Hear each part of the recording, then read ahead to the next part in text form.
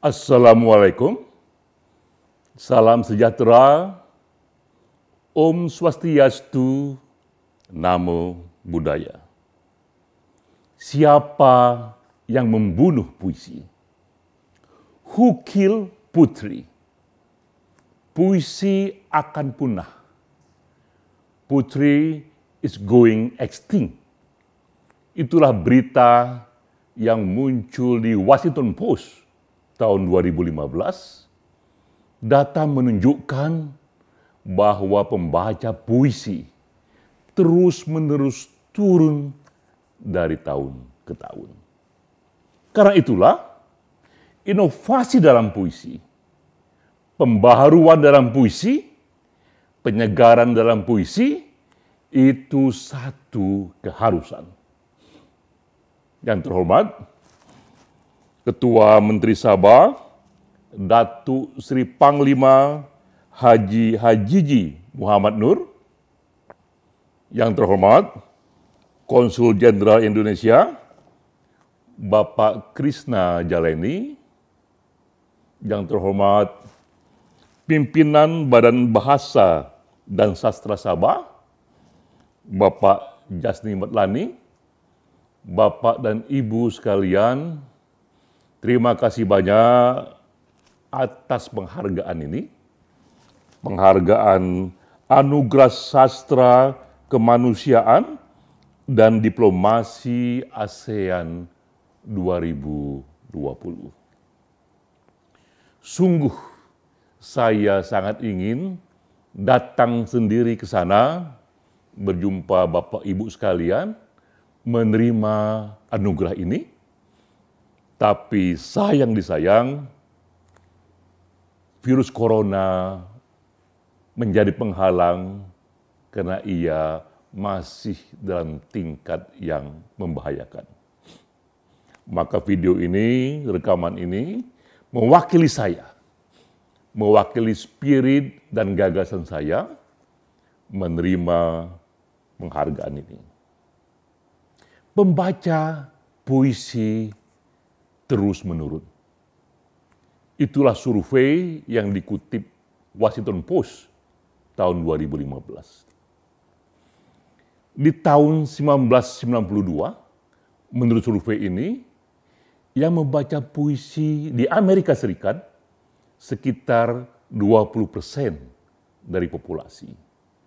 Survei itu berbunyi, ibu dan bapak sekalian, di tahun ini, apakah ibu dan bapak membaca minimal satu puisi di tahun ini? Di tahun ketika riset dilakukan, tahun 1992, yang menyatakan iya, kami membaca minimal satu puisi di tahun ini sebanyak 20%.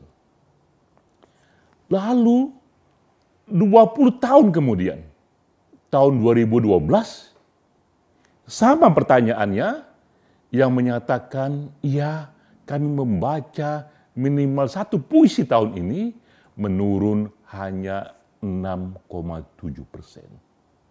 Grafik menunjukkan, karena survei ini dibuat setiap tahun, grafik menunjukkan pembaca puisi sistematis menurun dari tahun ke tahun. Dari 20% tahun 92, merosot pelan-pelan di tahun 2012 hanya tinggal 6,7% saja. Ini data, ini fakta, ini riset ilmiah. Kami, LSI DNJA, juga di tahun 2018 melakukan survei yang sama, sedikit diperluas cakupannya. Sama yang ditanya Bapak Ibu sekalian di Indonesia, apakah di tahun ini, di tahun 2018, Bapak Ibu sekalian minimal membaca satu saja buku sastra. Novel, atau cerpen, atau puisi. Jawabannya sekitar 6% yang menyatakan ya, kami membaca minimal satu buku saja Apakah itu cerpen, apakah itu novel, apakah itu puisi. Lalu kami gali lebih dalam lagi, coba disebut nama buku dan nama pengarangnya. Ternyata yang ingat nama buku dan pengarangnya hanya 3% saja. Jadi di Indonesia hal yang sama terjadi. Yang ingat membaca buku sastra dalam 1 tahun, minimal 1 buku saja, hanya 3%. Kami tanya lagi, Bapak Ibu sekalian, apakah mengenal nama-nama di bawah ini? Kami list nama-nama tokoh sastrawan, para pujangga, dewa-dewa sastra yang dianggap raja di Indonesia. Yang mengenal mereka ternyata 3% ke bawah. Ini juga data, ini juga fakta. Pertanyaannya, why? Mengapa pembaca sastra, khususnya puisi, semakin merosot? Saya mengutip satu majalah puisi yang mungkin paling tua dan paling terkenal di dunia, Putri, The Magazine of Verse. Ini sudah lahir lebih dari 100 tahun yang lalu.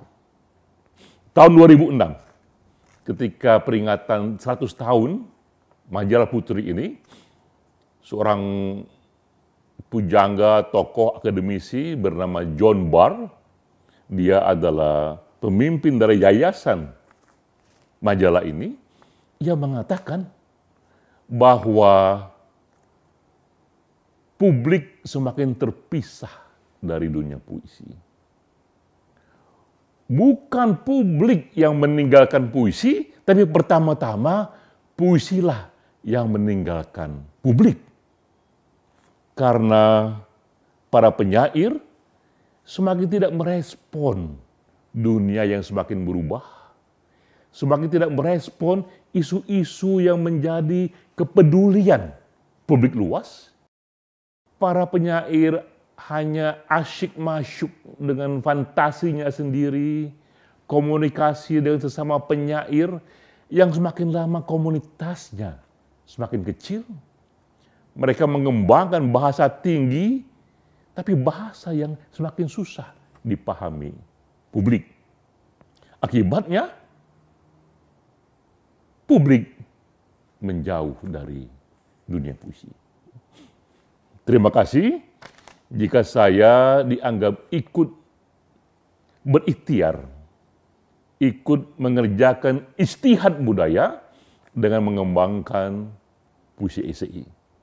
Memang puisi esei ini adalah respon saya terhadap situasi, karena ini puisi yang formatnya agak berbeda, ada catatan kaki di sana karena ia memfiksikan fakta yang sedang menjadi kepedulian banyak orang, disampaikan dengan bahasa yang populer, dia berbabak-babak, berkisah-kisah, ada drama di dalamnya, dan juga puisi esei ini melampaui teks, karena ia pun diterjemahkan menjadi aneka video animasi, menjadi film, dan dia sesuai dengan era digital yang orang katakan Internet of Things.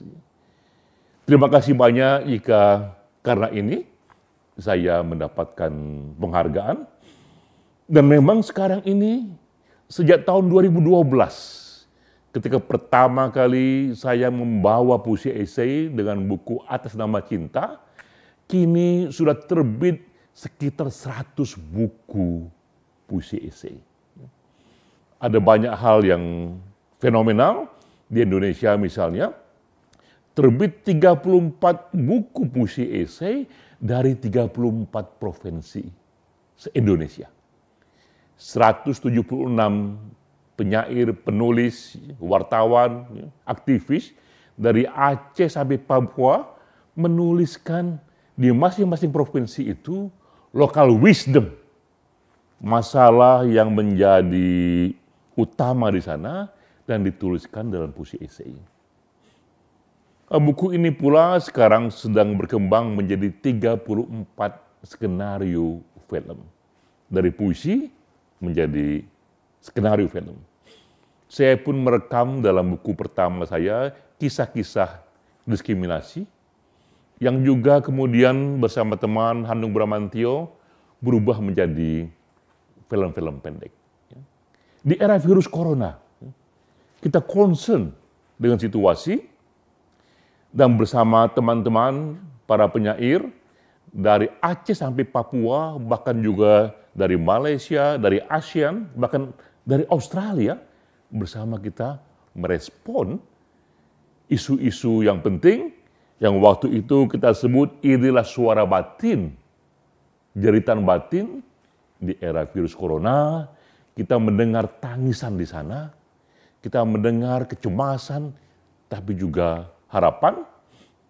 Dan juga sebagian dari ini, terutama cerpen esai saya, pun diterjemahkan menjadi film. Jadi kita melihat di sini bahwa memang ada pembaruan di sana, ada catatan kaki sebagai tanda ini hasil riset, ada bahasa yang populer karena kita merasa bahasa puisi yang paling bagus itu adalah bahasa yang dimengerti bahkan oleh anak SD sekalipun. Dan ia pun juga mengangkat isu-isu yang sedang aktual di zamannya.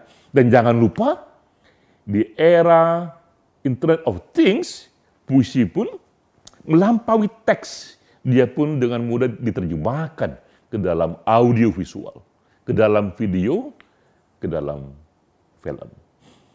Terima kasih jika saya dianggap ikut kembali membawa puisi ke tengah gelanggang, karena puisi esai saya misalnya juga dibacakan oleh seorang Panglima TNI dalam pertemuan penting partai politik. Juga dibacakan dalam pertemuan para aktivis nasional, juga dibacakan dalam berbagai talk show televisi. Puisi esai kembali membawa puisi ke tengah gelanggang. Terima kasih jika ini dianggap satu dedikasi, ya. Apalagi sekarang ini puisi esai sudah pula resmi masuk menjadi kata baru dalam Kamus Besar Bahasa Indonesia.